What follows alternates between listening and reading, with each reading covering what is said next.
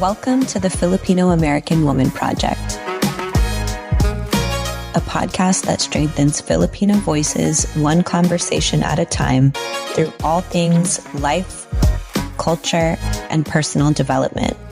We're your hosts, Jen Amos and Nani Dominguez-Smith, and this episode is brought to you by our family on the newfilipina.com. All right, let's go ahead and get into today's conversation.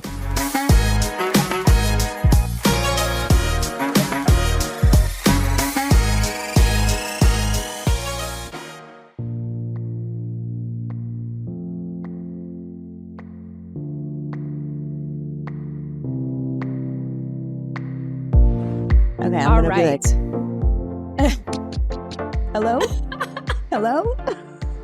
Does this Is thing work? anybody there? Hello? We're Love back. it. We're You back guys. in case anyone is still around. Yes. LOL. We've been MIA for a minute. And, well, not really. We've been on the newfilipina.com in case you've been wondering where we've been in the last year that it's been since we published our last episode, which was back in December of 2023. It is now the latter half of 2024, and we have decided that we're ready to return to the TFAW Project. So we thank you all for your grace and compassion in the time that we have not been showing up on this platform, but please know that we've been very active and engaged in our community on the newfilipina.com. So that's just in a nutshell where we've been. And we're so glad that you are back here with us to jump back into the TFAW Project and all the new things we have planned for our return. Jen, do you want to shed some light on what I mean by that?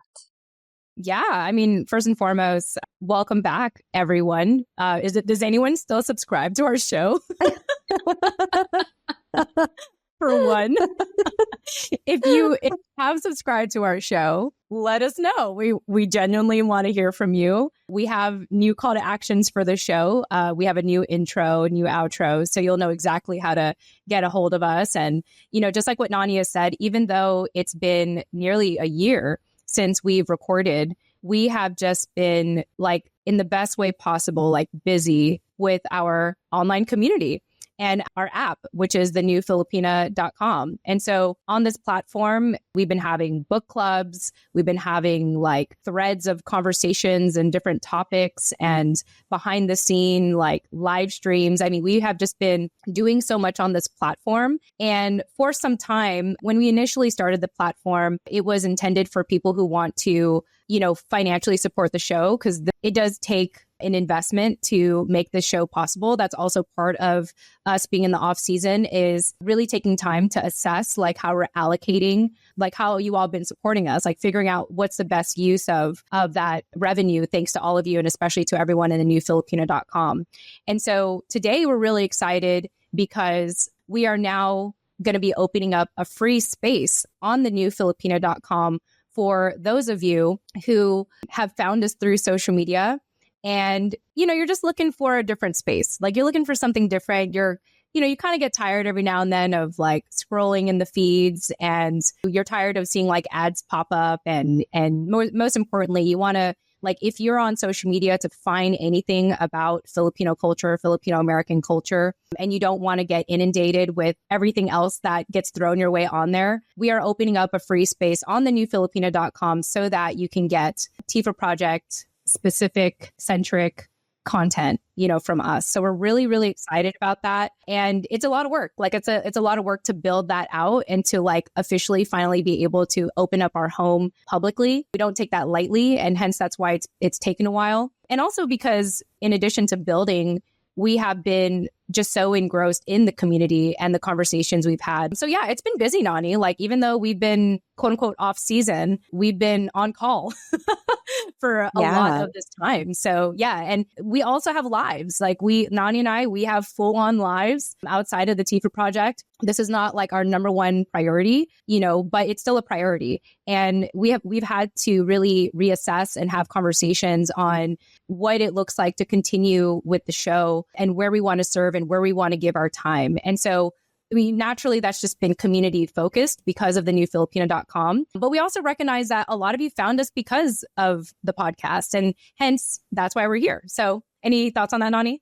Yeah, I did just have a thought that I think in the last year, what we have been really trying to reflect on and strategize is how to maintain the heart of the TFAW Project, which, like this podcast and our surrounding community has evolved with the time. So we were just reflecting on the way that we even found our first, the guests for our first 100 episodes, for example, which was wild, pretty much all through social media and just engaging online with the community, which back then, now that's the way of the world. That's how everyone does things. And that's how content creators have risen up to what they are now. But back when we were doing it 5 years ago, that was not the way of the world. It was really revolutionary. And we have been really resistant to, I think, falling into a pattern of that just being our normal. And again, we wanted to really preserve what is at the heart of the TFAW Project, which is community-based work. We've always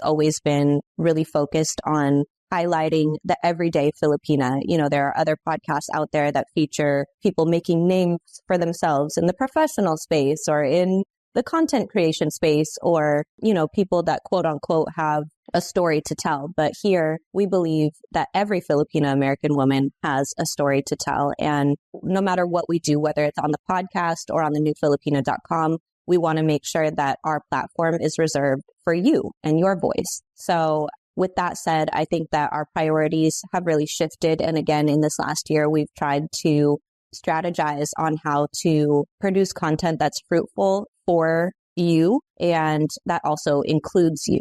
It's not just targeted at you, but it includes you and invites you in. And to us, that what that means is that we prioritize the community that we're building over creating content for, quote unquote, a podcast or social media or what have you. So that's just kind of initially what I was thinking about while you were talking. Yeah. I think early on in the early years, it was, or at least in the first couple of seasons, it was natural and easy for us to produce a lot of podcast episodes. I mean, at one point we were releasing an episode every 5 days. Like it was a lot. Like we pumped out a lot in the first couple of months of you and I hosting together, dialing in. This is before video. Dialing in from the phone. Yeah. And I remember it was funny because I think it was shout out to Adeline. I remember she said, because she's a therapist, and she said, she's like, it's very interesting dialing in because as a therapist, I look at body language, nonverbal communication, and I didn't see you guys. I remember she mentioned this so clearly, so distinctively, and it stuck with me. And I was like, yeah, that's a good point. But at that time, I needed to not have the face-to-face, at that time, I wanted it to feel like intimate phone conversation. That's just who I was at that time. That's what I needed at that time. That's how I found my voice at that time. Yeah. And then, as we went on in the upcoming seasons, we started to give our guests the option to be on video or not. So we have a lot of if you go back to our YouTube channel, some videos will be just wavelengths, like you would see on a podcast, or it would actually be occasional videos of guests who were very comfortable on camera. And so it's been really cool that now, at least in this season and moving forward, we do have every intent on being on video. So you can actually see us and see our guests.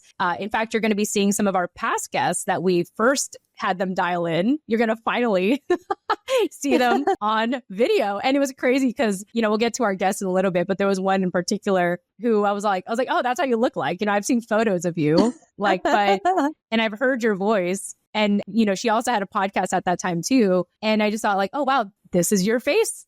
This is you, and it's just so hilarious to see how far we've come. And, I just always want to, whenever I can, I want to express gratitude when it comes to mine. And I really just want to thank, you, Nani, and our community for just for whatever reason, this has become a staple in a lot of people's lives, especially you and I. It's become a place to explore our vocation and to experiment and to just stay in touch, like to stay connected with our Filipino heritage, because in real life, it's not like I'm walking around with a Filipino flag all the time, like it's different in so many ways. And so this community keeps me grounded, and I keep coming to it because there are people who are like our members in our family in the new Filipina.com, like they want to be there. And so it makes me want to be there.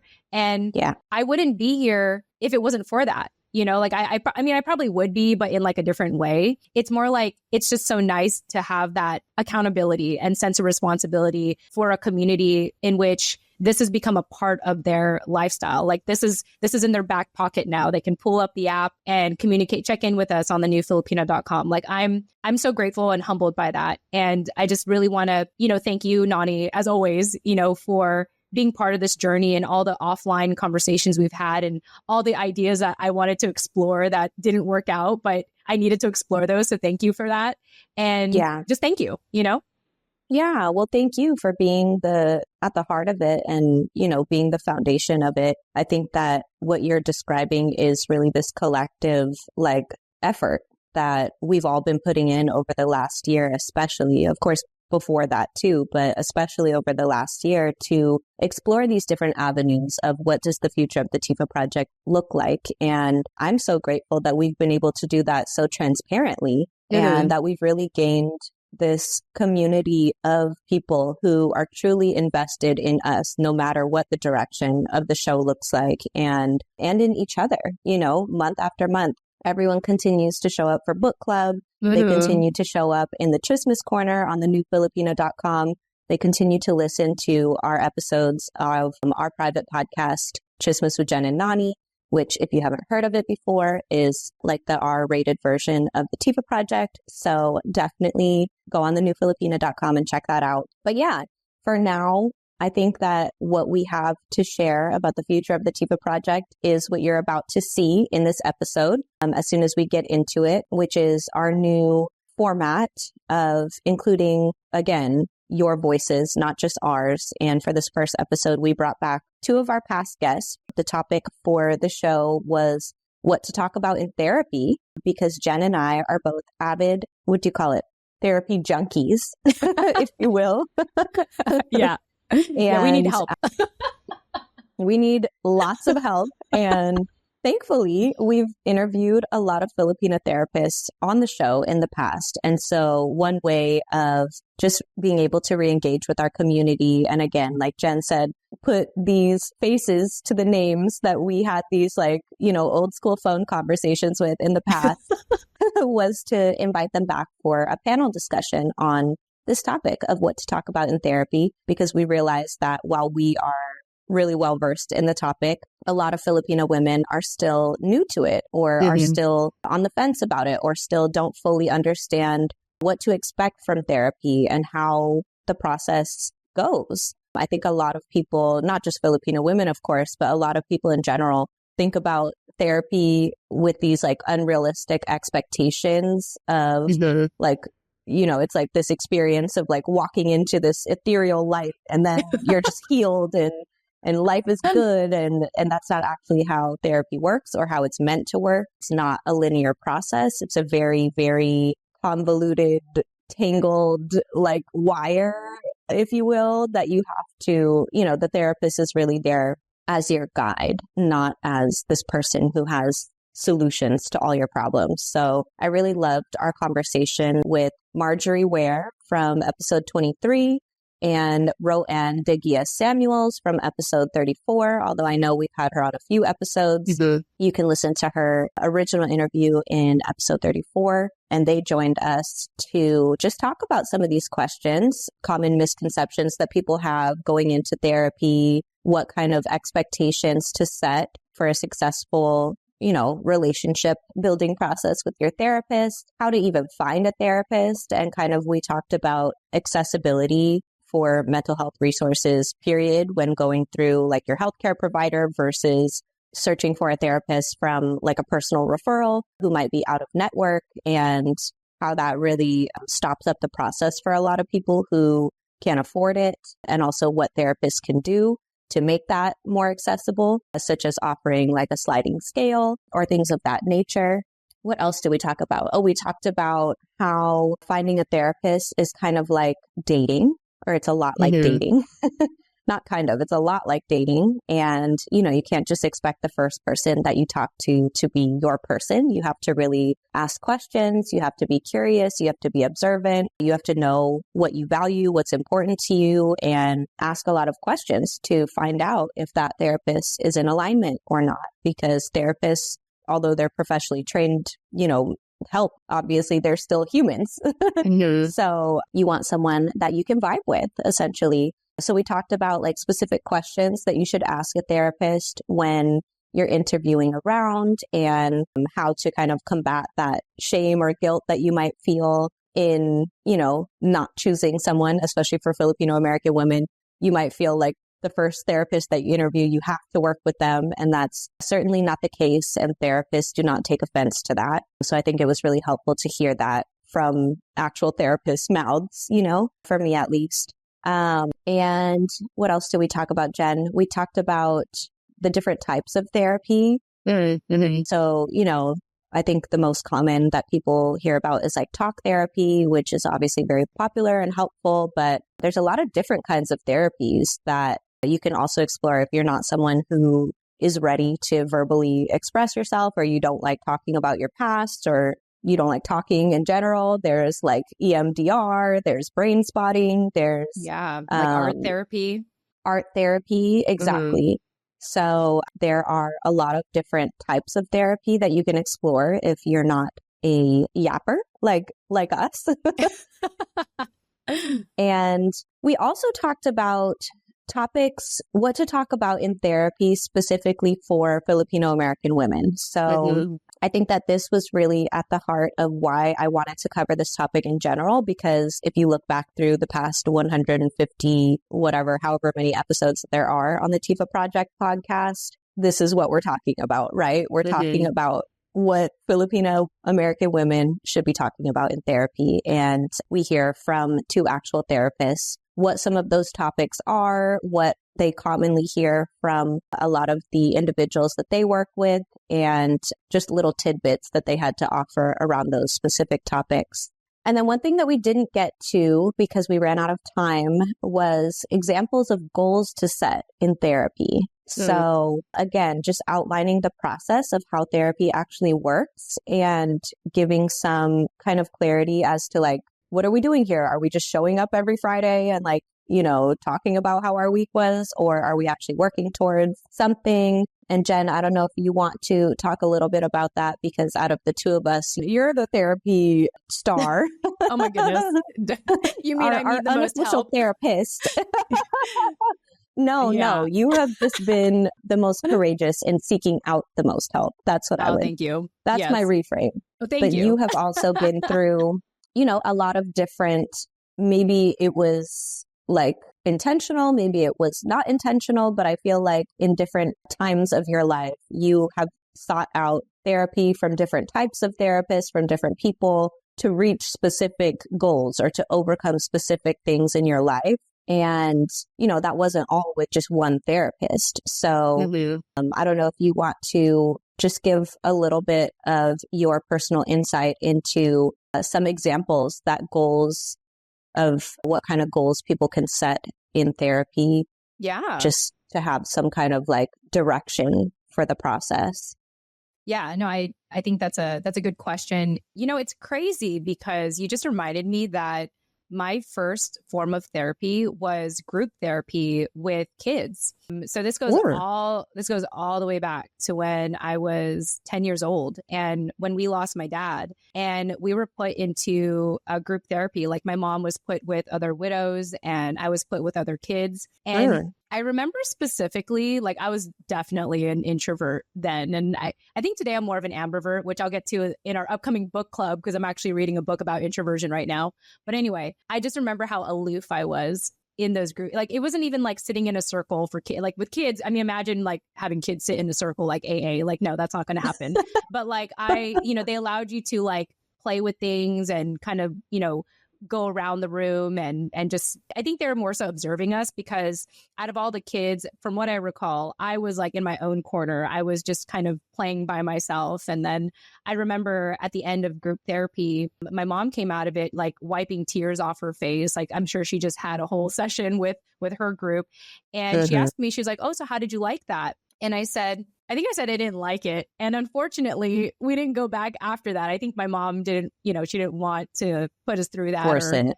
You know, but I kind of feel bad because in a way it was kind of like, oh, maybe I robbed not that I knew any better at that time, but like, no, you're literally 10. Yeah, exactly. Thank you.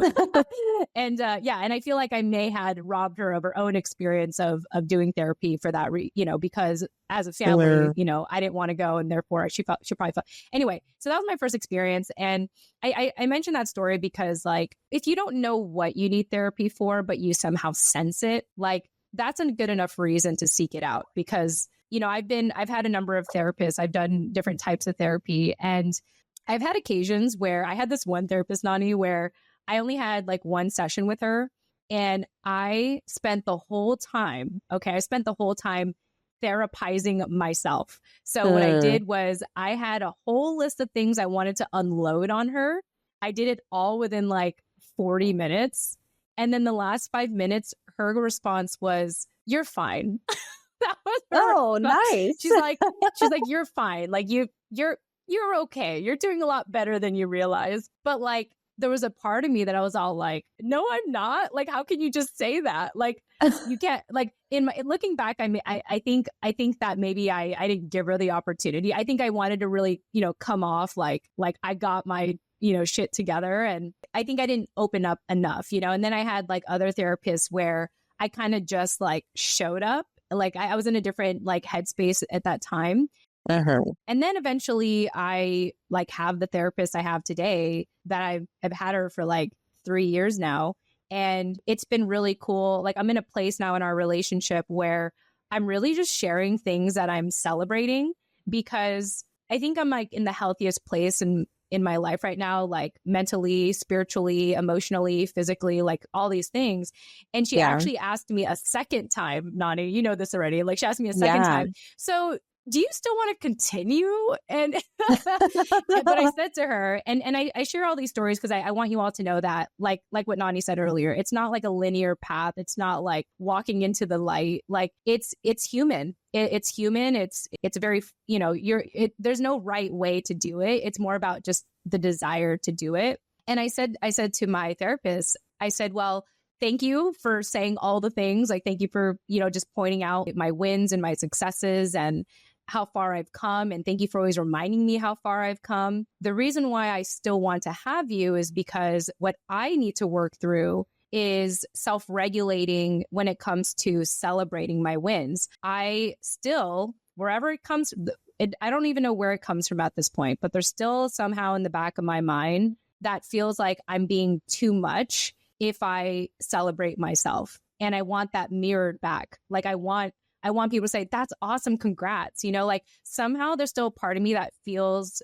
bashful to do that. That feels like I shouldn't do that. That feels like I'm overstepping. I'm taking up too much space.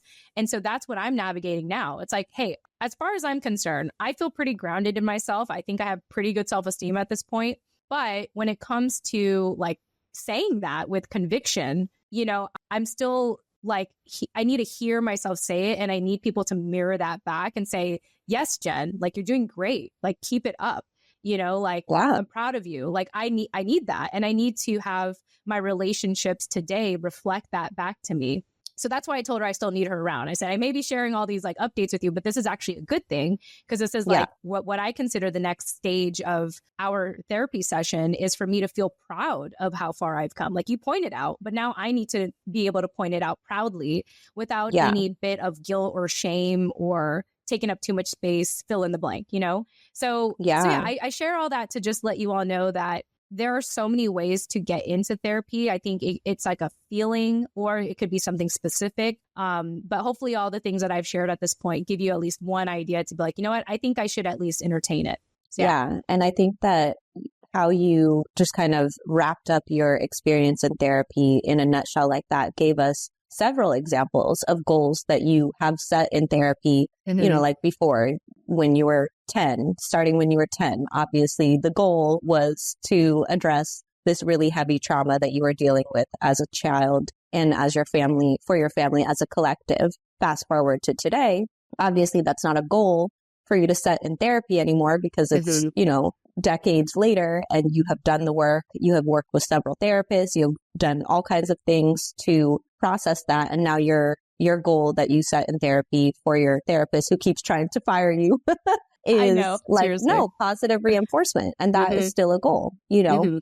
Yeah. So I think that sheds some really great light into just the range of examples of goals that you can set in therapy, you know, other things that you can do that you might be going through that therapy can be useful for is like navigating big life transitions. You know, you're getting married or you're getting divorced or you have a kid or there's a death in the family or, you know, bigger obvious things like that, or even getting over a breakup, dealing with a toxic work environment, coping with illness, coping with a new diagnosis, navigating career growth, having help celebrating your wins, you know, just things like that. Or there may be more nuanced goals, like getting to know your inner child, for example. You know, you've realized from social media or from blogs or from reading books that that's an important thing to do, but you don't actually know how to do it. That's something a therapist can help you work on. Identifying healthier coping mechanisms. You realize that when you're stressed out, you drink like until no end. So you want to know what you can do to develop a healthier coping mechanism that isn't going to cause, you know, setbacks in other areas of your life when inevitably stress comes up. So I think that those are just some of the things that I wanted to also cover in this episode that we didn't have time for because Nani is a yapper and like I'm doing now, I was talking a lot. So I hope you guys enjoy that, listening to me yap in this episode. And what better way to bring the TFAW Project back? Yes. Yeah. And one thing I want to add to that too is, you know, part of us coming back, it's so different than the past season. So traditionally it'd be Jen and Nani plus a guest. And so now moving forward, because we have such a rich community and like people have been so quick to respond when we reach out, you know, to suggest discussing topics like what to talk about in therapy, that we want to bring back like past guests to talk about specific topics. And so moving forward, it'll be, you know, Jen, Nani plus 2 to 3 people plus potential live chat for people who just want to sit in real time and watch us engage with the panel and engage in that way. So we're definitely bringing more of the community into our conversations. So that being said, thank you in advance for your grace and your understanding as we navigate this new approach to the show. I hope that, you know, in the past, I remember people would say that listening to our show is like listening to their sisters in the living room. You know, I hope that this show now feels like you have more sisters hanging out in the living room and you get to like sit in or eavesdrop or listen from the kitchen or whatever you're doing, you know, and be a part of the conversation, really feel like you're a part of it. So I'm really excited about that, Nani. I thoroughly enjoyed this panel specifically because it's our first one, and to, you know, see the faces of Marjory and Roanne and to even just like, you know, be there with you and watching you like, you know, to address the topics that you wanted to hit, and just like how quickly it was for us to eat up a whole hour because we all had so much to say. It just touches my heart, and it makes me really excited for what's to come with the TFAW Project, our podcast show specifically. Yeah, me too. So we hope to see you either in our live audience in one of our upcoming recordings on the new Filipina.com, engaging in our community, and or as part of one of our future conversations. So yes, let's get into today's episode. Hope you enjoy. Wonderful. Enjoy. All right. Hey, everyone. Oh my gosh, I can't believe I'm saying this. I feel like I used to be so used to saying this all the time, but this is the first time I'm saying this in quite a long time. Hey everyone, Jen Nani here. Welcome back to the Filipino American Women Project podcast show. I am here with my incredible co-host, Nani Dominguez. Nani, welcome back. Welcome back to our podcast. Welcome back. Yay. So happy to be here. Yes. So yeah, we are excited because we have some past guests on our show. We have Roanne and Marjory, who actually, like, Marjory was like, OG. Like, I think you were like episode 23 or something, I think, from when I last checked. But we're just very excited to bring back past guests. What better way to bring back the show than to bring back past guests? So real quickly here, Nani, any opening thoughts before we welcome our guests back to the TFAW Project? I guess we'll just introduce the topic that we're talking about today, which is what Filipino American women can talk about in therapy, which is why we have solicited the opinions of these two past guests from the TFAW Project archives, because they are two Filipino American therapists that can speak to this topic. So that's the only thing I wanted to insert there. Love it. Well, let's go ahead and bring them on. Marjory, welcome back. I mean, it's been a minute. COVID and all that also getting in the way of all of the things. But yes. Yeah. Marjory. Yes. You were here like way back when you had to dial in. So welcome back. Any initial thoughts for being back on the show? Like, what, 4 or 5 years later? It feels good. This feels so official, and I'm here for it. Love it. Well, welcome. Roanne, welcome back. You've been back on our show a couple of times. Originally with, I believe, the Filipino Momcast, and even on our private podcast, the new Filipina.com, or Chismis with Jen Nani private podcast. Welcome back. Any opening thoughts for us? Just happy to be here. It's good to see you guys. Wonderful. Lovely. And with that said, I'm excited because normally in these conversations, I take the lead, and I always will love to take the lead if you let me. Like, I'll do it. I'm a chattermouth. I can talk about anything and all the things. Yeah. So Okay. Here we go. We're just going to get into it. I love that. It's like, let's just jump in this deep end. Okay. All right. Well, that being said, welcome, Marjory. Welcome, Roanne. We're just going to dive into the topic today. Nani, tell us, what is the topic and how did this topic come about to begin with? Yeah. So today, again, we're talking about what Filipino American women can talk about in therapy. And I wanted to talk about this because this has been this kind of ever evolving topic in the Filipino American community that I've seen really grow recently on social media, podcasts, different forms of mainstream media. So I love that it's getting this kind of attention, but I also feel like there's a little bit of a disconnect between how therapy is painted, like in society, versus what the actual experience looks like. And so I just wanted to highlight that a little bit from the perspective of from a therapy goer, someone who has gone from like being a therapy rookie to a therapy veteran, which is how Jen and I in our private conversations offline have kind of described the journey through therapy, and also through the perspective of actual therapists. So from both ends.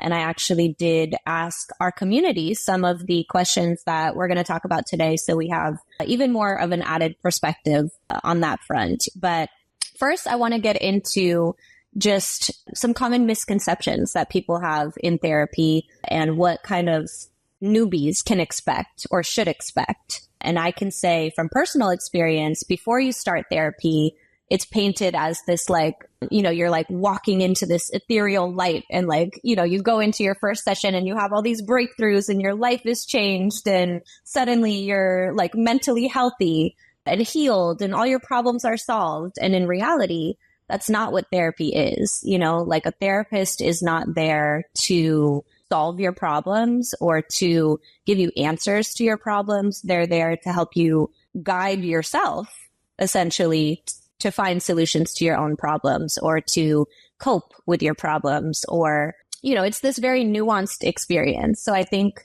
the topic of managing expectations as a newbie going into therapy is something really important to highlight for Filipino American women specifically. And one thing that I did want to reference is this podcast that I've been listening to by this therapist named, Elliot Connie. And he uses, I think it's called solution-based therapy. So another thing we'll talk about is like the different forms of therapy. And, it's not all just talking. You can find like different therapists that do different things. And I know, at least Roanne, I know you explore different, like a variety of different types of therapy in your practice. So you can speak to that as well.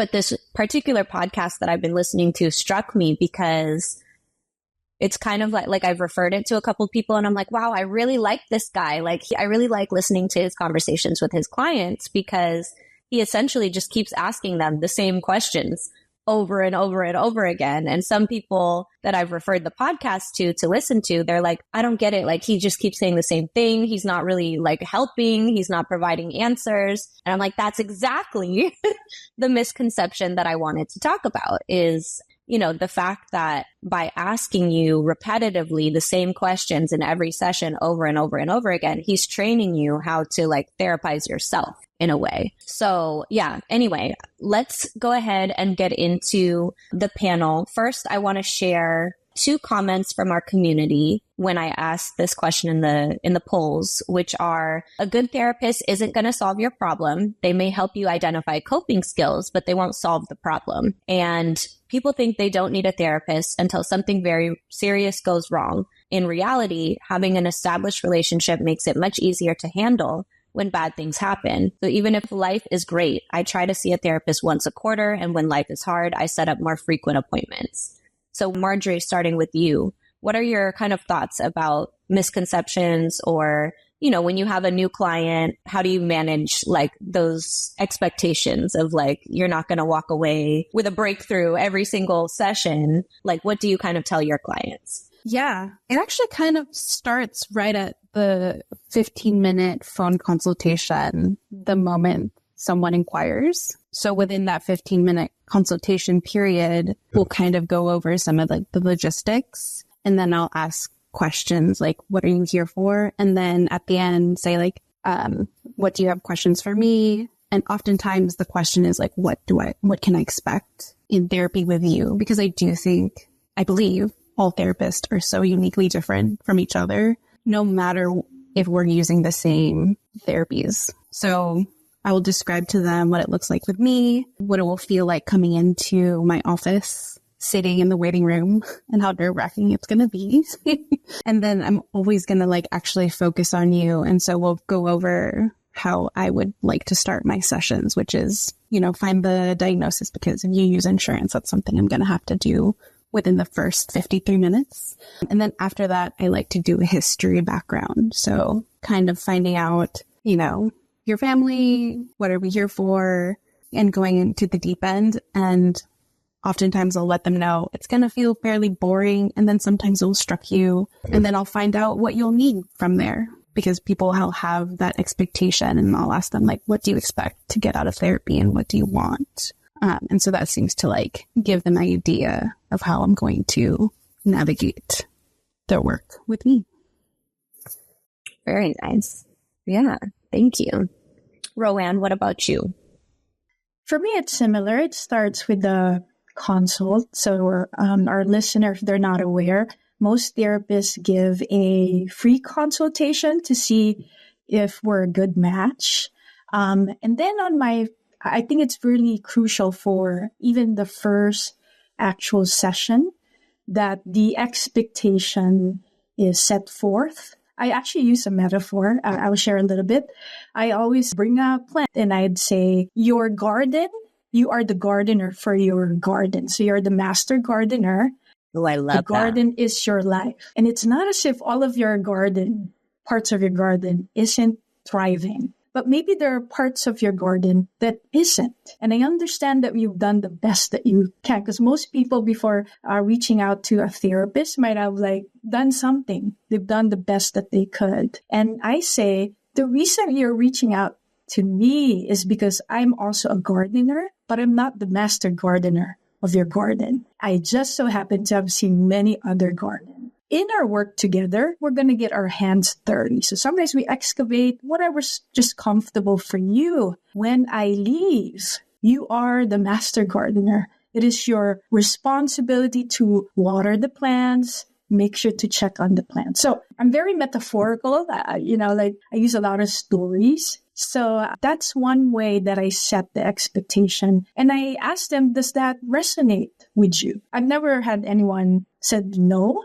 But I'm open if they so yeah, just kind of piggybacking on the expectation. So that's how I kind of explain Yeah, I love all the metaphors. And I also love that you mentioned that it doesn't stop, like your therapy, your experience in therapy doesn't stop in our sessions. Like it's meant for you to carry into your daily life and actually apply. And like you said, I'm more of an advising gardener rather than I'm coming into your garden to tend to your plants for you. I'm just advising you, you know, what you can do in these areas where where you want your garden to grow. So I think that using those analogies is also really helpful, especially in the beginning, and helping to like manage those expectations, what's realistic versus what's idealistic, and how do we kind of calibrate in the beginning so that we're not setting ourselves up for disappointment, or we're not finding ourselves in these sessions saying like, what are we really doing here? You know, I think that that's a really good way to paint the picture. And I think another, maybe not misconception, but expectations that women can set for themselves going into therapy is also around that piece of how am I going to prepare for these sessions? How am I going to make the most of these sessions? How am I going to, like, what does aftercare after my therapy sessions look like? And how do I apply what I'm learning, you know, in the day to day? Because Marjory, like you mentioned, it's very nerve wracking to be in therapy, especially in the beginning, because you don't know what to expect and you don't know what's going to come up. And I think for me, at least, there's a little bit of, in the beginning, when I first started therapy, there was a little bit of cognitive dissonance. Like what you're saying to me and what I'm learning makes sense in theory, but in practice, it's like harder to actually employ. And so what are some things that I can do? And like personally for me, I've learned that it really helps to like mentally and emotionally prepare yourself beforehand for these conversations and give yourself a little bit of space afterwards to maybe journal or write down things that you talked about just so you don't forget, or, you know, to like stick a pin in it so it stays at the top of your mind.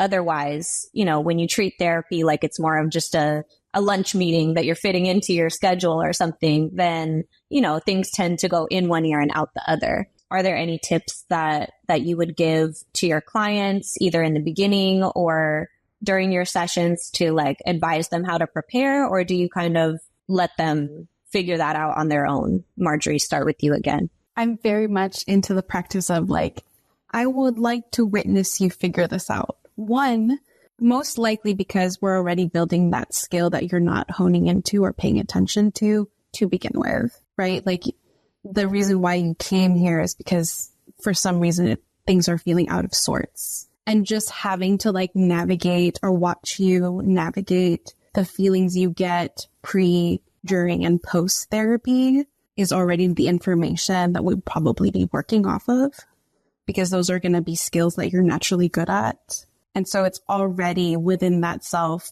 you using skills that probably are not getting used yet. And so it's really fun for me because I'm that kind of therapist that would notice things. And I'm just be like, I'm noticing that, in order for you to like come into therapy, you're doing all of these skills. Is that something you like to use in other scenarios in your life when you're in conflict or when you're in stressful situations? And is that something you like?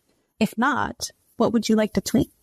And so it's really cool. So I kind of use a lot of things as information and give it back and be like, what are you going to do with it? Yeah.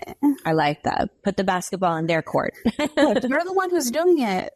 You're the master gardener, like Roanne said. I'm like, there you go. Do it. I'm just going to be like, do we want to switch out the tools? What do you want to do? Yeah. Very nice. Okay. And Roanne, how about you? Yeah, I think, you know, just piggybacking on, the most important metaphor is the client's central metaphor, if we're using their language. So very similar with Marjory. If whatever they're using, I will use that. I would run with that. As far as preparing for therapy, I actually like some structure, but the structure is inside me. The client does actually not know. In fact, I prefer them to come as they are. Even when they're stressed, it's a good place for me to actually help support them to either self-regulate, to self-soothe, or I co-regulate with them. So no better place to practice than with a therapist. Than so in the moment. Come as you are.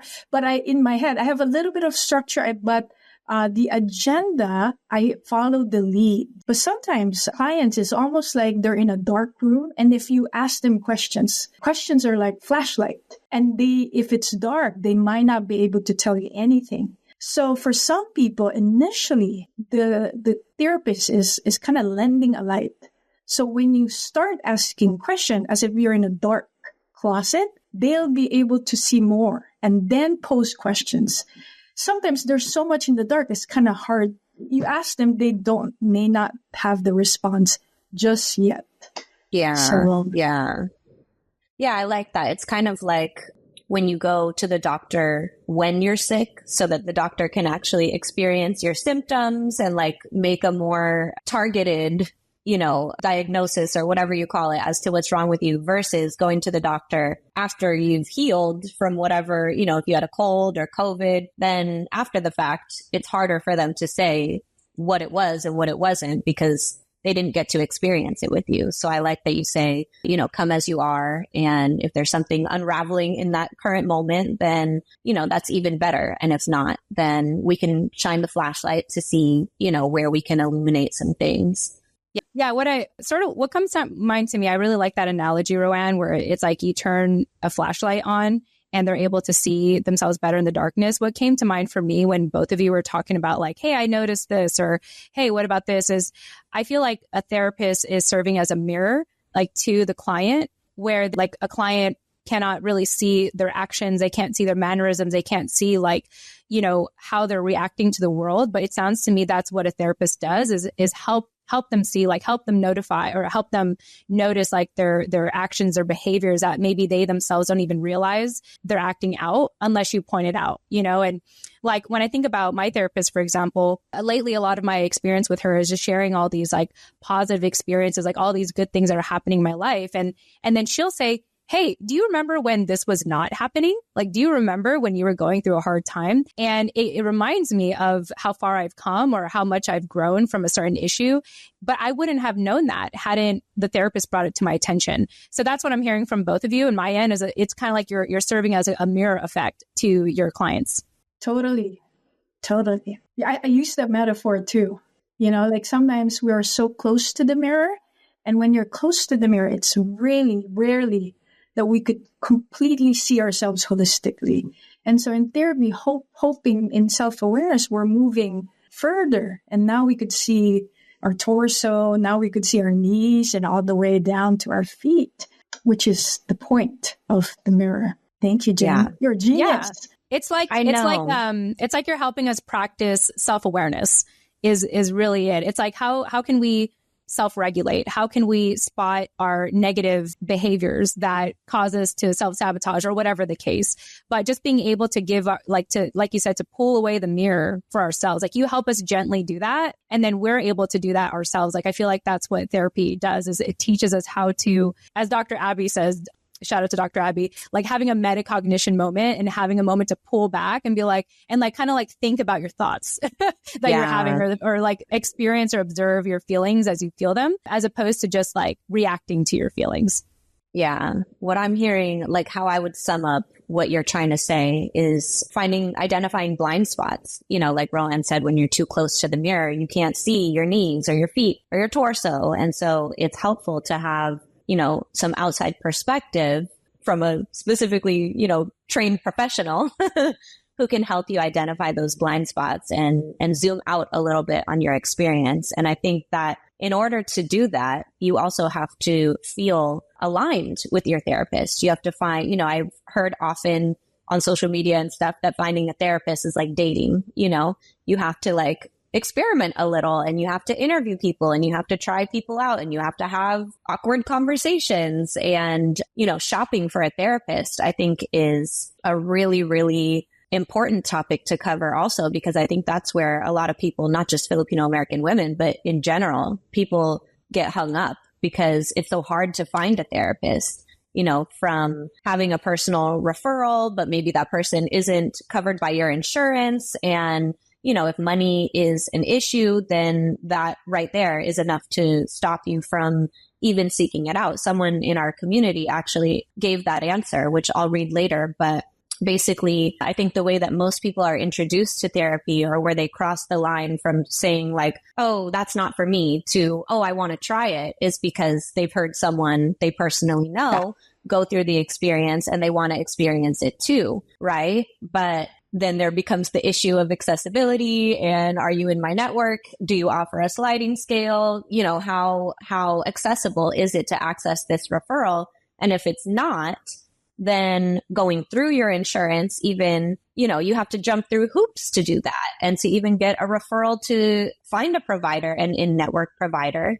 And then you have to go through the process of like interviewing people because you don't have a personal referral, right? So it's kind of this like, at least right now at this point in time, it's this really convoluted, like, again, it feels like you're in a circus having to like jump through all these hoops and like do all these obstacle courses just to even find someone to talk to. And then when you do, you may or may not feel aligned with that person. So what is, you know, from a therapist perspective, what are your experiences or thoughts on, I'm sure a lot of people find you guys through personal referrals, you know, but in getting aligned with a client, like what is it that you're looking for, or what is it that you would want your potential clients to come to you and say, you know, how are we aligned? If the stars align with insurance and money and all the logistical things. For me, my whole website and advertising is literally centered on the clients I would like to see. So anyone who resonates with what I've written is almost always a client I would like to see. So that kind of makes it easier. So the more niche I get, the easier it is for me to immediately enjoy who's inquiring for me to be their therapist. And so it becomes this sort of easier 15-minute sesh where like, I already know what you're coming to me for because you read on my website and you resonated with it. Great. Beautiful. I love that. And Roanne, I assume that your answer will be similar, because I think what Marjory is speaking to is this idea of like personal branding. And for a therapist, that's super important because this is such a personal experience. You know, it's such an intimate experience. And you do, especially for Filipino American women, who so much of our, like the common problems that come up in our lives or archetypes that are placed on us in society, like come from our cultural conditioning. And I mean, just from personally knowing you, Roanne, I can also say like your personal brand is very strong, and that must attract, you know, a niche clientele as well. Like Marjory was saying, would you say that's true? Yes, I keep echoing the genius of Marjory, but I'm very also niche. Just in my blog, I have 85 articles that I've written, aside from other ones. I have a podcast. It's called the Pinoy Love Language Podcast. So when people listen and they consult with me, it's almost like they've already heard me. And in fact, this is the interesting part. Maybe Marjory could relate to this. When they're set to seeing me and I'm the first therapist, I would tell them, shout out to therapinay.com, which is a directory for Filipino healers, not just psychotherapists. So I would tell them, you know what? I know you're set on me, but since this is your first time consulting, I said, it's like buying a home. If you see the first home and you so love it, I swear to you, when you've seen the third and you come back to the first, you love the first even more. So I would tell them that, and I have no pressure on kind of selling, because for me, it's not just a match that they're seeking me. I'm also seeking a match because it's an energy exchange and it's such an intimate relationship. I remember people I've seen like 10 years ago, you know, just because I keep really notes. So it's very sacred also for me, my energy. So like an energy signature that I'm exchanging, not just money, you know? So yeah, it's good for therapists who are niche. They have like Marjory, our website. If not, you know, during your interview, make sure that you ask questions like, who are the clients that you are very alive, you feel very alive serving? So then you get the feel of the therapist. Yeah, just who do you think are the most successful clients? You know, like, or What do you do for self-healing? Is a good question to pose. Then you get the philosophical, standpoint of your therapist. So those are just examples. Marjorie, did you have something to add to that? Oh, I was just going to say, that's so real. One of the questions I always ask when I ask my clients inquiries to, if I'm their first one ever and it's their first time doing therapy, I very much lean into it has to feel good when you talk to us. It just has to feel good. And the vibes cannot be off. The vibes cannot be off. Because if it is, that sucks for you. That sucks for us.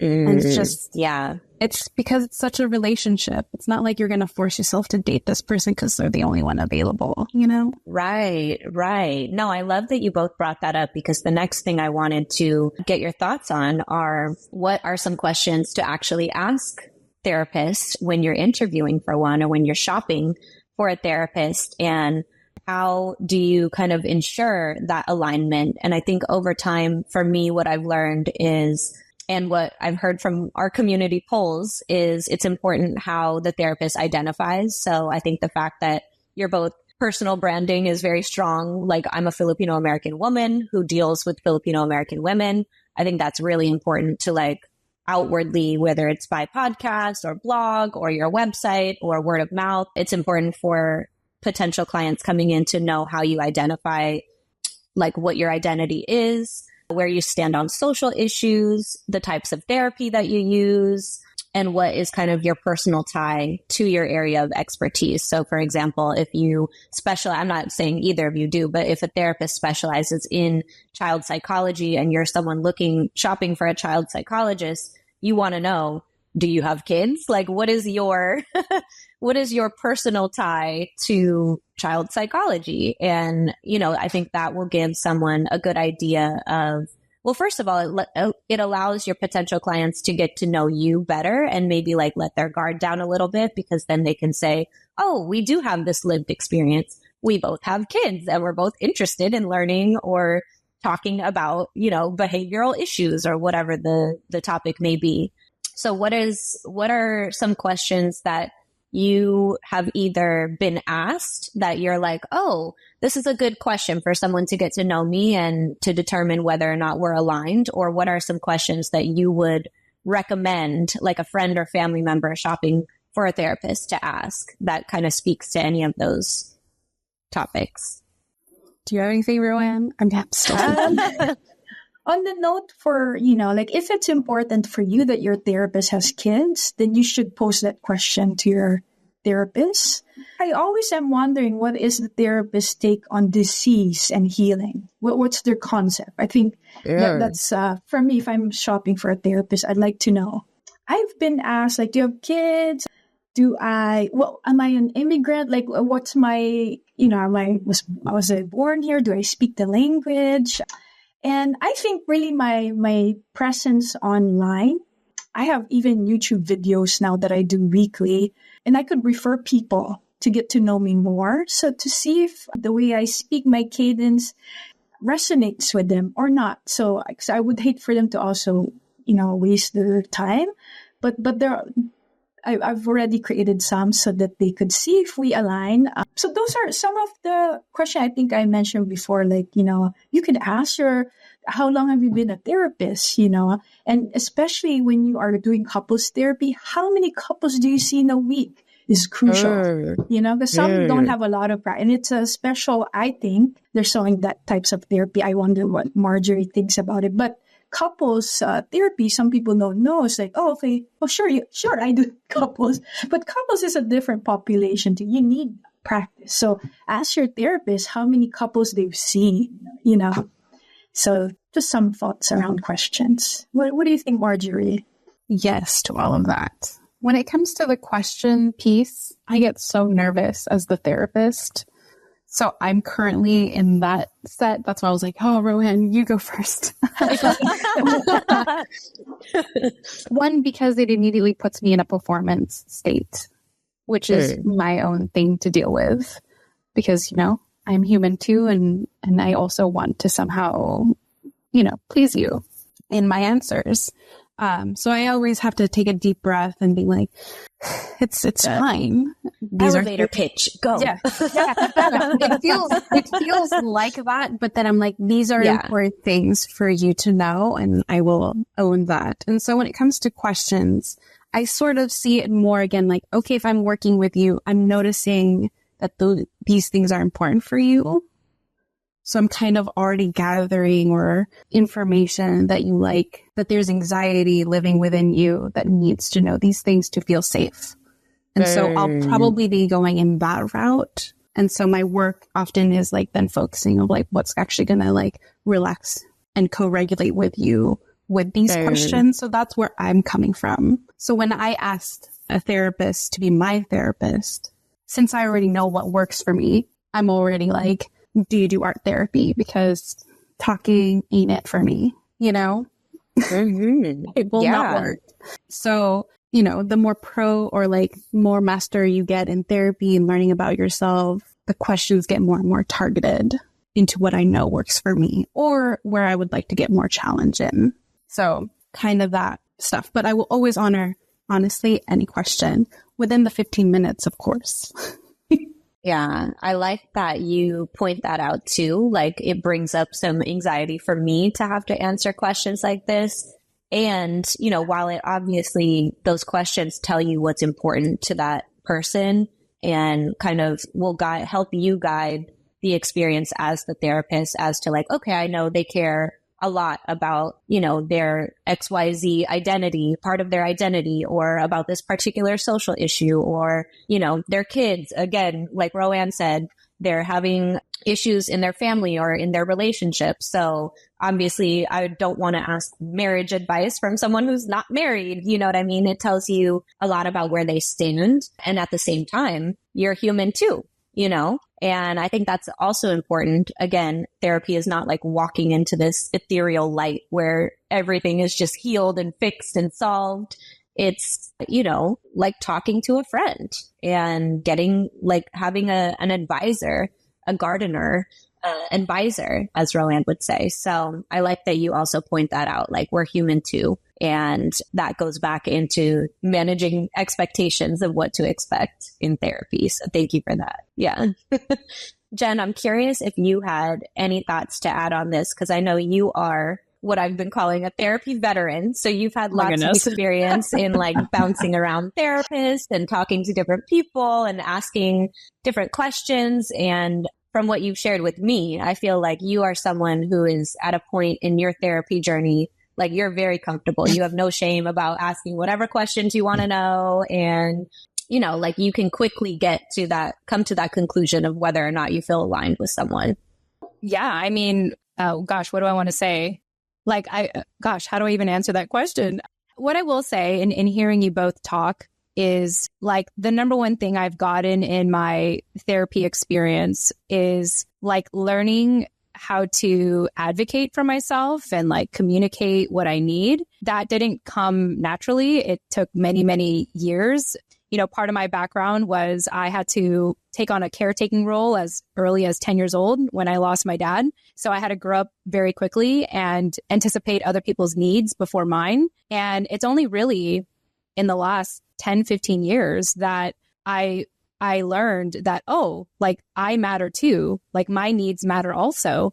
And in fact, my needs are equally as important, and it would be of benefit to everyone if everyone knew what my needs were, you know, as a healthy way to coexist with everyone and to not just take a self-sacrificial role. And so it's taken me a long time to, you know, to get to that place. But I do want to ask this question here that Steph had asked, because I did a couple of different types of therapy, anything from like talk therapy to rapid eye movement therapy, if you guys know what that is. You know, a question here from Steph, she's asking, what is the difference? Like, what are different types of therapy? How do we understand, like, for example, the difference between therapy and psychiatry or psychotherapy?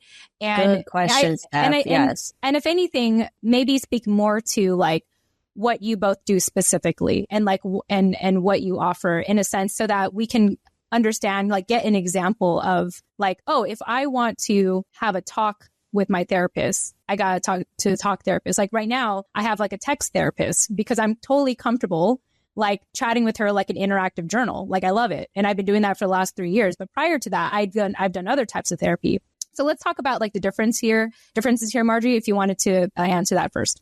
Okay, so the difference between therapy and psychiatry primarily is that psychiatrists can provide medication. They're doctors, medical doctors. They're doing that aspect. And originally, that's where it came from. They would do the talk therapy whilst also providing medication and navigating that parts of them. But I'm noticing some trends where psychiatry is like, you come in for 15 minutes, give me a little rundown.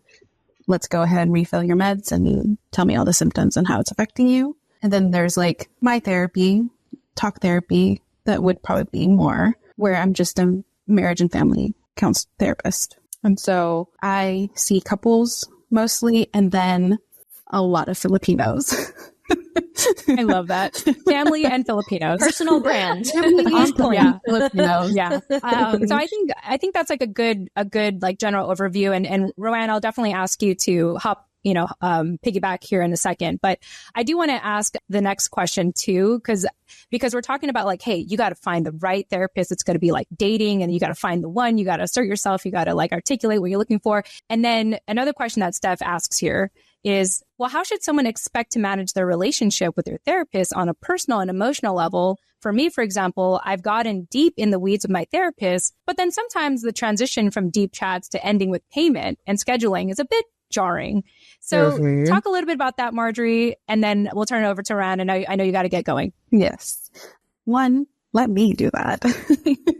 As your therapist, I think that's one of my responsibilities is like navigating those parts and talking about our relationship as well. So sometimes I'll bring that in. And then when it comes to like the jarring pieces, that actually happens to me on our first session, where I'm talking about the logistics of therapy. So when it comes to like scheduling and payments, I'll let them know that it's in my system already. You don't have to know about it. I will contact you if there's a decline card or something is expired, and I'll email you for those.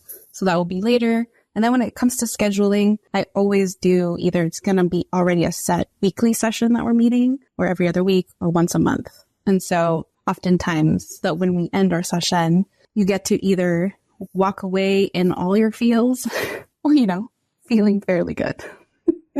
So I like to do sort of like the housekeeping stuff.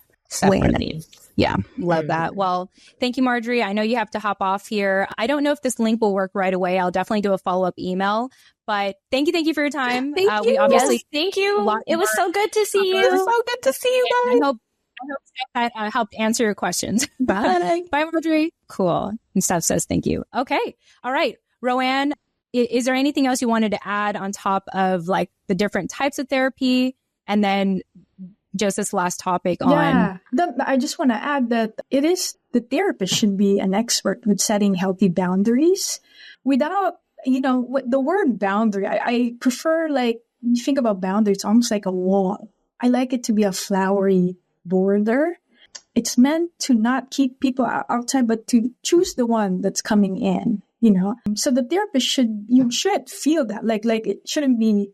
I sometimes see therapists and they have their own Facebook, and depending on the therapist, sometimes they're really edgy when it comes to like setting boundaries, from a Western perspective. Their boundaries are practiced inwardly, whether the therapist is doing therapy, but they practice that in their own lives. So it becomes natural. So let the therapist do that. And if you feel like you're obligated, or like if you need to change therapists and you feel bad, you shouldn't feel bad. Like there's something off with maybe the boundary. I shouldn't say you shouldn't, but if you share that with your therapist, it is likely that the therapists have good boundaries, would say they will do what's best for the diet, So that's just kind of what I want to say about that. It's the therapist. Those things that I think Steph just mentioned should be on the end of the therapist to make sure that's squared away. Yeah. That reminds me of my friend Kim. Nani, you remember Kim? And when we would catch up, right at the hour, she'll say, and this is not even therapy. This is just her being my friend. So right at the hour, she's like, so when do you want to do this again? Like, that's what she says. Like, that's her. And Roanne, she is a therapist. So like when she says, I'm like, I respect that. Like, I love that. She's like, so when do you want to do this again? Let's put it on the calendar. And just the professionalism, but also like the ease, like how smooth she is and just bringing that up. So to me, it sounds like you said, it's on the therapist to like have that smooth transition. So thank you for elaborating on that. Yeah, thank you. And I also want to go back to something that Marjory mentioned a couple minutes ago, which was the topic of different types of therapy. So Roanne, I know in your practice, you also implement things like that, different types of like interactive activities, or I don't know what you call them, forms of therapy other than just talking. So I had talked earlier about that podcast that I listened to. It's called Family Therapy Podcast. And he specializes in, is it called solution-based therapy? SBT? Solution focus or solution focus. Okay. Yeah. I don't know. I could be making that up. I just know it started with solution. And then there's CBT, which is cognitive behavioral therapy, which is like the main regular just talk therapy, I think. I mean, correct me if I'm wrong. But then there are other types of therapy. Actually, you mentioned Therapini, which I went to one of their events in San Francisco a couple months ago and listened to a panel of Pinay therapists talking about the different types of therapy that they offer. And they were talking about all kinds of things, like, is it EMDR or EDMR? Like the rapid eye movement thing, and brain spotting. Like, I don't know anything about those kinds of therapies. So can you speak a little bit to things like that? And actually, Steph, when I polled our community, Steph had mentioned something called minimal somatic experience, which I've never heard of either. So if you want to just give a little overview of like, organize my thoughts there. Yes. EMDR is processing traumatic or very stressful memories by use of bilateral, either looking at something, it could be sounds, it could be tapping. The point of that, the way I explain to people, is it's like massaging both hemisphere of the brain. When we are in a trauma state or stressful, it's almost like we're stuck, part of our brain. And when you are doing some type of bilateral, while you are having this memory, it introduces a novelty to that memory. So that's EMDR. Brain spotting is very similar, but, I'm not an expert with brain spotting, but it's also utilizing eye movements. I do something similar, but I am not trained in brain spotting. Cognitive behavioral therapy, if a therapist is schooled in the United States, unless you just went to a specific school studying about a particular modality, all of us have some CBT, cognitive behavioral therapy. It is what they call evidence-based in the West. Remember that our culture here is very linguistic. The CBT is a very linguistic therapy. So it's actually studying or learning about your core beliefs. And if they're not working for you, it's either the therapist might psychoeducate, you might reframe it, you might challenge it, together with the therapist.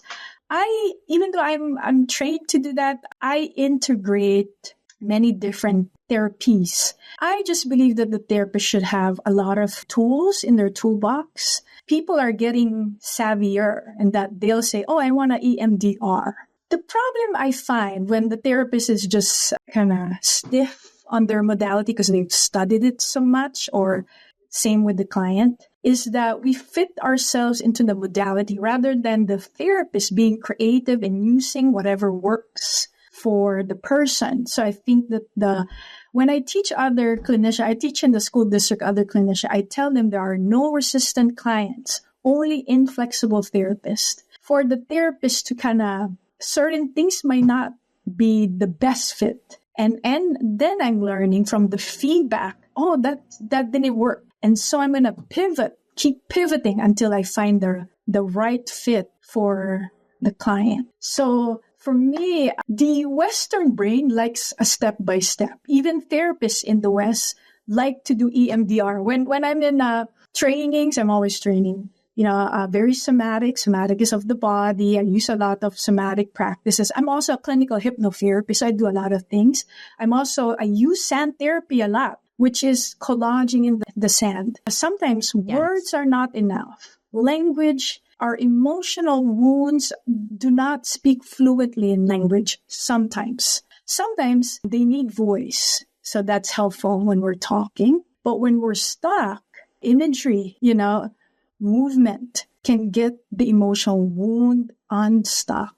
And the therapist should have so many tools in studying the client as to what would work for their style, not to the style of the therapist. We're not leading clients to ourselves, but leading you to you. So for me, sometimes people would just like to talk. That's fine. Sometimes talking is also a defense mechanism. They just want to talk and not to be in their bodies, when in fact, that might be the most healing for them. So I'm going to have to slowly weave that into the therapy. And I find people sometimes will, like, if I do something kind of weird for them, I would ask them, how is that? Because that's therapists do that. They're like, oh, that's so stupid. They'll tell me. And I tell them, watch next week. It'll be stupider. And these are the exact people who later on, they love that. They kind of, and I'm not saying everybody who just wants to talk. Some people that works for them. So everybody's different. But I find that when it's used as a defense, you learn later on, once they're finding themselves, that they're really enjoying other things. Because the talking sometimes in your head. I mean, I always tell people, if it's just thought, changing your thoughts, don't you think you would have thought your way out of it? But it's not enough sometimes.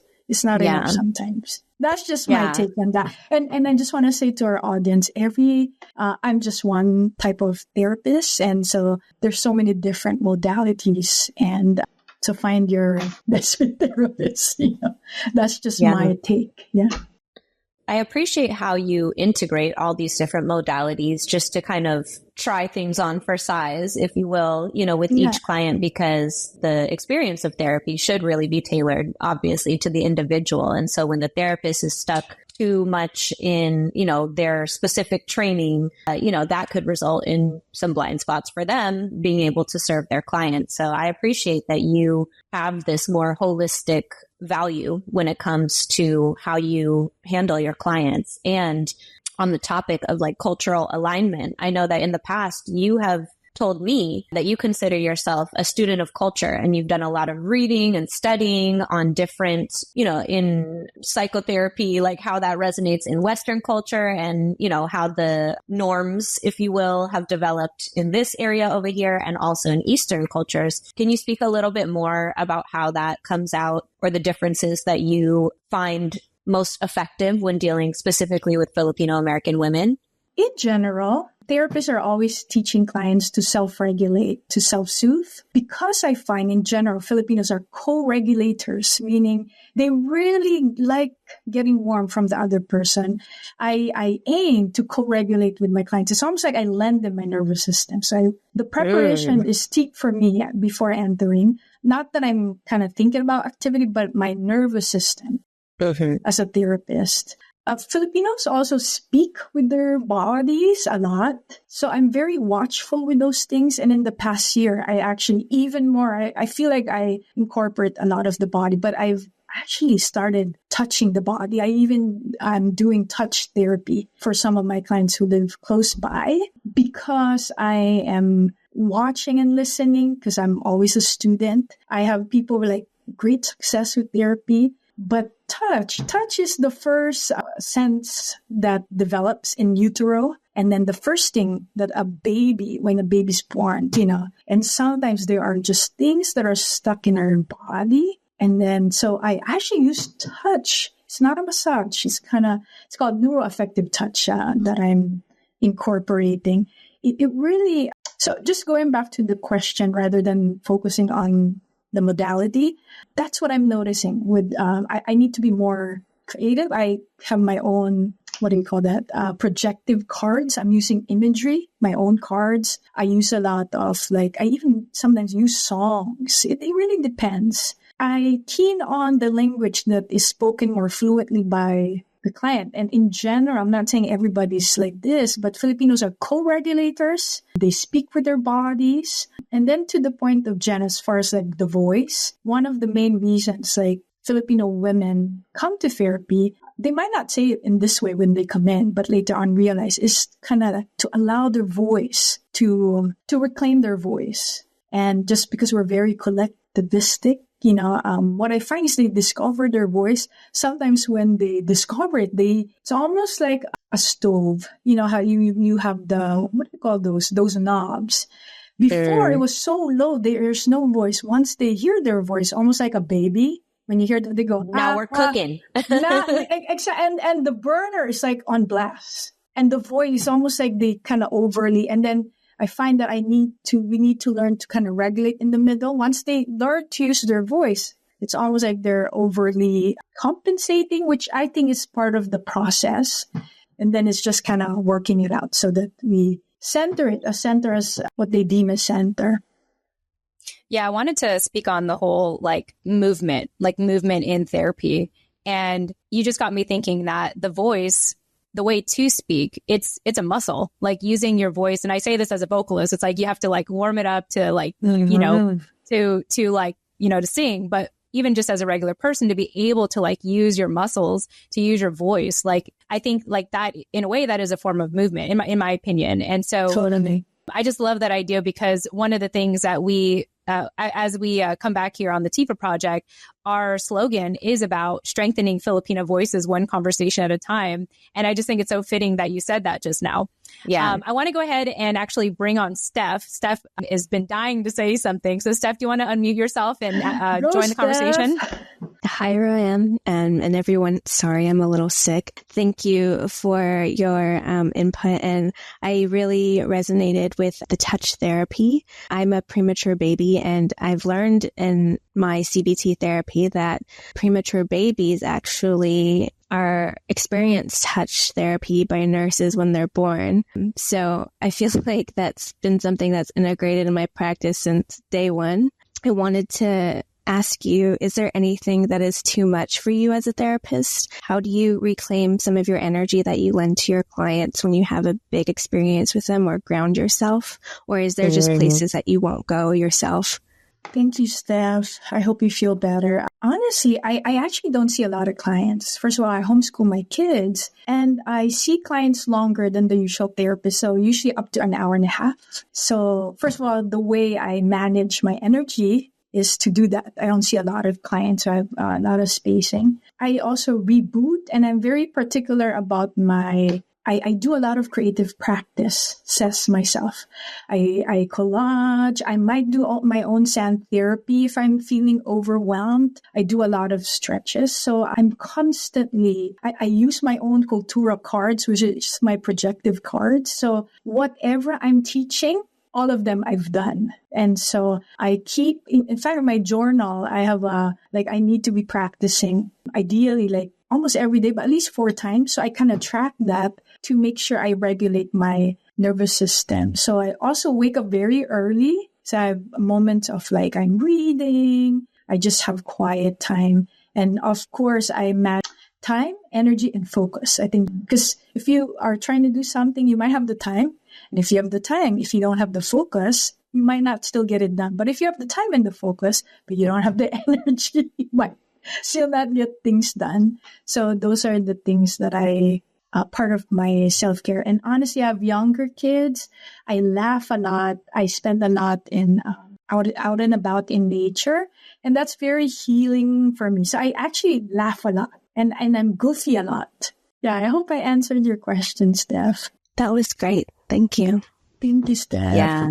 I love this I think what I'm getting from your response is that the process that you take your clients through, you also take yourself through it simultaneously. And you've obviously over the years figured out what works for you, how to regulate your own nervous system, how to set those boundaries. I'm only going to take on X amount of clients so that I can really give my all to them instead of just trying to pack my schedule and then feeling overwhelmed or, whatever might happen. So that's a great answer. And also being proactive.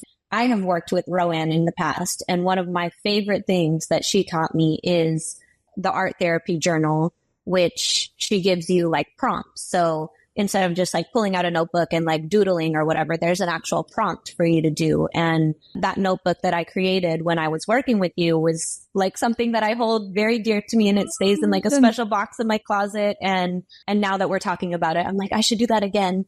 So, you know, I can just speak personally to the way that you kind of proactively manage that experience for the client. And it's lovely to hear that you do the same for yourself, you know, in your free time and the time that you spend outside of those sessions. I think that that's really helpful for people to hear, is how therapists therapize themselves. Totally. And actually, I've trained my children not to talk to me 30 minutes at least before, so they know mommy's in session. I have doors that are multiple. So I'm really quiet. I'm really just in my body. I'm just really preparing my nervous system. Yeah. Yeah, well, I love that. Thank you for sharing that, Nani. There's no greater reward for a therapist, you know, than to hear that. Yeah. Yes. Well, I came away with lots of great takeaways, but that one was just the first that popped into my mind when we were talking. And sorry, Steph, I'm not looking at the chat because I have my notes up here. So I'm sorry if I missed. Jen, feel free to cut in and interrupt me if there's any more questions or comments that I'm just glossing over because I'm not looking. Sorry. Oh, no, I got you. That's my job. Okay. That's my job now, is to do the backstage stuff. No, I think that are all the questions so far. Steph has been the most engaged in the chat. So thank you, Steph. I want to start wrapping up here in about 5 to 10 minutes. So Nani, I know you have your list of things. Yes. Any final things that you want to ask before we wrap up here? Yes. So let's get into now an hour and a half later, let's get into the meat of the conversation. Sorry, guys. I'm not usually the one steering here. So I want to talk about, and Roanne, I think you're the perfect person to ask this because, again, your personal brand is very strong. You're a Filipino American woman serving Filipino American women. And so when it comes to what Filipino American women can or should be talking about in therapy, I wanted to get your thoughts on what are some of the most common like topics for people that are like on the fence about therapy, have never done it before. They're kind of like, I want to try it, but I don't know what to say. I don't know what to share. Some things that we got from our community polls are dealing with narcissistic parents, understanding generational trauma and how to heal for the next generation. Adoption. Someone shared that even though I'm adopted by white people, the utang na laob is strong, which I know you can speak to because your podcast, Pinoy Love Languages, covers those Filipino psychological concepts specifically. You're very well versed in that. And then finally, family members asking to borrow money, which I interpret as, you know, the tendency in Filipino families to have a lack of boundaries. So just, I know that covers a lot already, but if you want to elaborate on any of those, or if there's anything that I missed that you see, you know, surface in your sessions more regularly. Yeah. One of the most common would be when women are starting, maybe they're pregnant or thinking about having children. And then they think about how they were parented and they want to be the best mother that they can be. So they seek out to sort of, you know, break the generational cycle. So that's one. There's many that come because of their anxiety of, you know, feeling guilt when they are not producing enough. When they're resting, they feel the same way. So this kind of ruminating thoughts of not being enough, not doing enough is a common theme. Another one is the feeling of guilt, which is maybe similar when you're not producing enough, and then feeling shame when you're resting, and using voice, which is part of setting boundaries. I think if you are dealing with kind of generational Filipino culture, it would be a plus for your therapist, not just that they're Filipino, because they're so, but they understand the cultural nuances. Because the way the Filipino sets boundaries and is different. Like if you go to a Western trained therapist, they might just say, for example, not everybody does this. Some Filipino therapists might also, it's not whether you're Filipino or not. It's the way you have assimilated the Western culture. There's nothing wrong. The goal is to set healthy boundaries. I think it's essential in any relationship. But the way that's set, you know, so someone said, well, just don't visit your parents, for instance. It does not always work for especially depending how close you are to your Filipino family or culture. So sometimes cultural interpretation, it's not just we all speak kind of bilingual, right? The Filipino understands, the immigrant understands English, but they may use the same word meaning something very different. So it's not an interpretation as far as English. We're not interpreting language. We're interpreting culture. So it's a cultural interpretation, which that's what I am hoping with the work that I do. The therapist, if you are dealing with family, utang na loob and stuff like that, if you are going with a Western definition of utang na loob, which is the Western culture is more quantifiable. And that's why it makes sense when the Filipino American asks, how much? When does this end? Does it ever end? The Filipino immigrant or the ones, they're more comfortable. They're not trained in a quantifiable way. I say that to say this, that the therapist should at least have a knowledge in cultural nuances. Otherwise, even though if they're Filipino, the match is not just because they're Filipino, but they understand the cultural nuances. It might create a little bit more tension. And there's something about creating relationships, but I did a recent video on YouTube why just creating your relationship doesn't always work. Because what we don't heal hunts us in different forms of relationship. We cannot run away from it. And at least that's my thought. Not that if you have a very abusive mother, I cringe even when people have to go. Maybe they do need some distance from the mother, So every case is different. That's what I want to say. If you've been here, like your third generation, fourth generation, it really depends. Every Filipino American family is different. But if you find that there's a lot of nuances there, then look for someone who may understand that. Because the culture interpretation, the American culture is very different from the Filipino culture from the islands. What makes it more difficult is we're bilingual. It's as if we understand each other because we're speaking, but it makes it more confusing compared to research where Koreans who immigrate, they're more monolingual. They speak their language. So the young would have to speak. Of course, I'm generalizing. This is from research. So they're talking the same language from speaking their Korean language. But we are proud that, no, I know how to speak English, but the meaning is different. There are meta meanings in between, and creates tension because we seemingly speak the same language, right? Like I said, but our love languages are very different.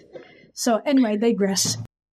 Yeah, no, not at all. I think that was actually a great thing to share because another thing that we didn't come from the community polls, but that came up for me is what to talk about in therapy is that exactly how to straddle the hyphen essentially between being Filipino and being American. And for someone like me who is mixed, that is like ever present at all times. And so I think it's really helpful to hear that. And another thing that came up while you were talking is that essentially all of these topics that we've laid out have to do with family and this idea of, whether your family is inherently toxic or they're just, the lines are a little blurred. Like if you could make a blanket statement or a blanket piece of advice for Filipino American women dealing with bad boundaries with family, what would be, how you mentioned, like the answer isn't always to just not see your family or to cut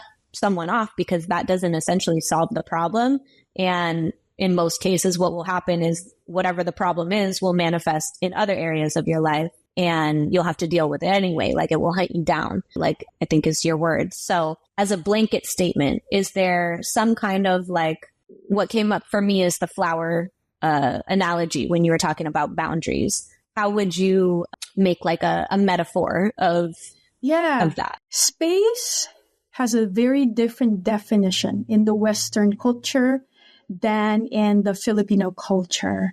So when the love for the Filipino American is when you give them space, that's honoring them. When you go to preschool in it happens too in the Philippines, but they teach you the bubble. So a child, even 4 years old, is starting to learn how to navigate the American culture with space, enough spacing. And the Filipino culture is very different. A child is raised to be part of the family. Closeness is very important. So it's the definition of space. That's why when the child, a Filipino American child who's maybe an adult or teenager is wanting space, it's painful for the immigrant. Space, closeness means love for the immigrant. We're really more huddled together.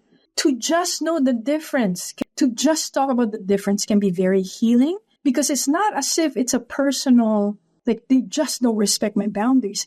It's possible they don't, but they're also conditioned in a certain way.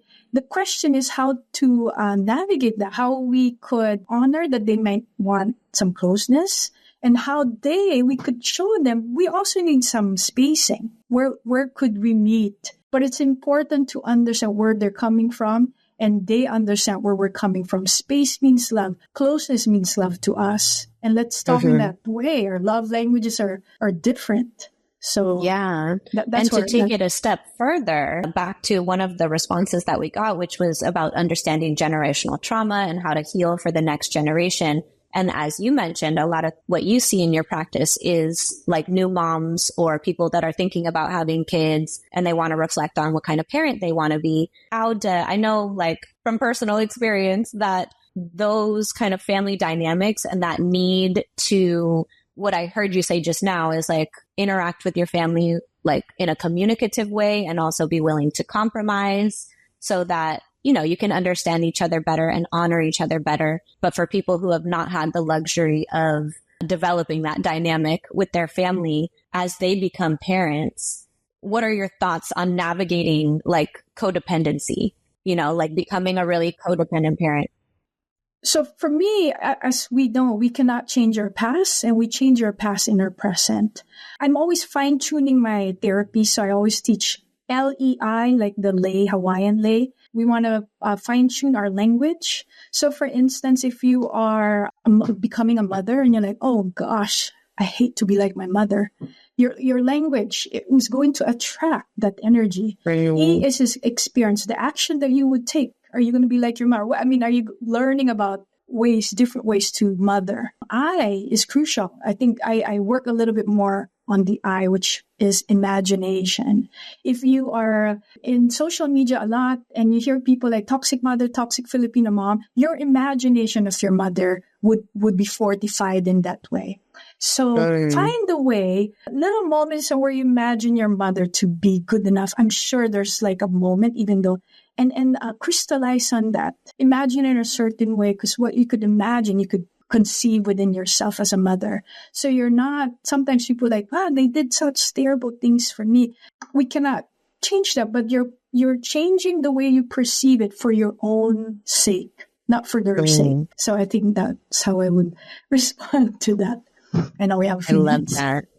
I just want to, Roanne, thank you, and shout out to Marjory who was here. Obviously, we can have a limitless amount of questions. And I think all of this is to say that therapy is important. And if you have these kinds of questions, if you struggle with these things, I think Marjory and Roanne just did such a great job educating us on not to be so scared to reach out to therapy, or like how to reach out, like what to ask for, how to advocate for yourself, and understanding like how important it is to find the right therapist, and not just like, settle for one. Like you don't want to just settle for a partner like either, right? You want to be able to settle with the right, or choose the right therapist that is right for you at that time. So Roanne, thank you so much for joining us. And also to everyone who joined us, Steph, Hannah, Suki, and then again, Marjory, who couldn't be here with us. And Nani, I just want to give a shout out to you for leading our conversation today. I hope you can let out a big exhale now, because you did it. Yeah. I'm proud of you. Okay. Thank you. Yeah. I needed that positive affirmation.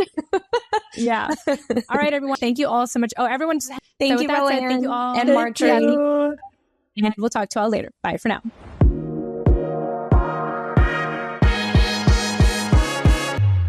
Hey, thanks for listening to the TFAW Project with your co-hosts, Jen Amos and Nani Dominguez-Smith. This show was produced by Jen Amos, written by Nani Dominguez-Smith, and edited by Dennis Ragalado. If you enjoy our show and want to join our mission of strengthening Filipino voices, we encourage you to join our family on thenewfilipina.com. All right, we'll see you in thenewfilipina.com, or we'll catch you in the next conversation. Bye for now.